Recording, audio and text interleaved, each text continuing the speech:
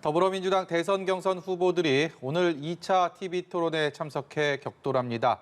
토론을 앞두고서 부동산 정책 경쟁에 불이 붙었는데요. 네, 국회 취재기자 연결해서 자세한 내용 알아봅니다. 박철원 기자. 네, 오후 5시에 열리는 더불어민주당 대선 경선 TV 토론 두 번째입니다.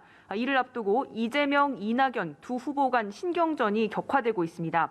이낙연 캠프는 이재명 지사의 2004년 음주운전 이력을 놓고 재범이 아니냐는 의혹을 재차 제기했습니다. 이낙연 후보 측 윤영찬 정무실장은 첫 음주운전 치고는 상당히 센 150만 원의 벌금을 받아 누범이 아니냐는 의혹이 나올 수밖에 없고 여배우도 그런 얘기를 했다며 김부선 씨를 언급했습니다. 그러자 이재명 후보 측은 최성해 전 동양대 총장을 소환했습니다. 이낙연 후보와 최 전 총장이 같이 찍은 사진이 공개된 걸 거론하며 어떤 사이인지 밝히라고 촉구했습니다. 이재명 후보는 음주운전이 한 번뿐이라고 했고 이낙연 후보는 최 전 총장과 아무 관계도 아니라고 밝힌 상태입니다. 토론회에선 이재명 대 반 이재명 구도의 거센 공방이 재현될 걸로 보입니다.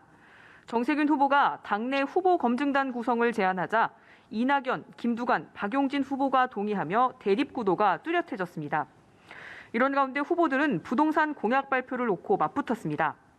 어제 이재명 후보는 임기 내 주택 250만 호를 공급하고 이 중 100만 호는 공공임대주택인 기본주택으로 채우겠다고 발표했는데요. 이낙연 후보는 성남 서울공항을 이전해 주택을 공급하겠다고 맞불을 놨습니다. 서울공항 부지에 주택 3만 호, 고도 제한을 해제해 인근에 추가로 4만 호를 공급할 수 있다는 구상입니다. 다른 후보들은 주택을 어디에 지을지에 대해 말이 없지만 자신은 처음으로 구체적인 부지를 제시했다며 이재명 후보를 겨냥했습니다. 정세균 후보는 청와대, 국회, 대법원과 대학을 모두 충청권으로 옮기겠다고 밝혔습니다. 법원과 검찰이 이전한 서초동 부지엔 최첨단 주택을 짓겠다고 약속했습니다.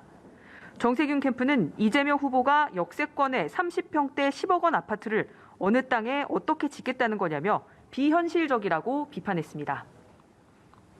네, 국민의힘에서는 최재형 전 감사원장이 대선 출마를 선언했다고요? 네, 그렇습니다. 최 전 원장은 코로나19 확산세를 고려해 오늘 오후 1시 반 온라인으로 대선 출마를 선언하고 기자 간담회를 했습니다.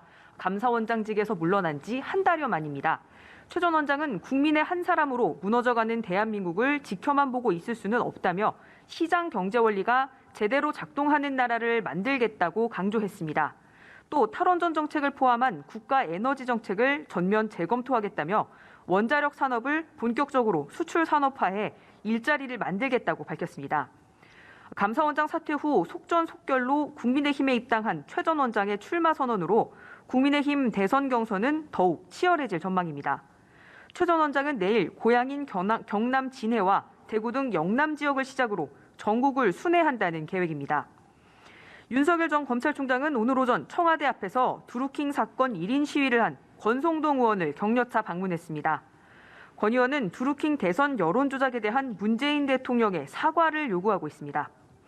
윤석열 캠프에는 국민의힘 현역 의원인 이철구, 윤한홍 의원과 주광덕, 정용기 전 의원이 합류했습니다. 한편 국민의힘 대선 경선 주자들은 오늘 오전 한자리에 모여 쪽방촌 도시락 배달 봉사를 했습니다.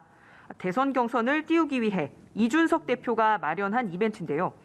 최재형 전 원장은 부인이 대신 참석했고 윤석열 전 총장과 홍준표 의원, 유승민 전 의원 등 주요 주자들이 참석하지 않아 뒷말이 나오고 있습니다.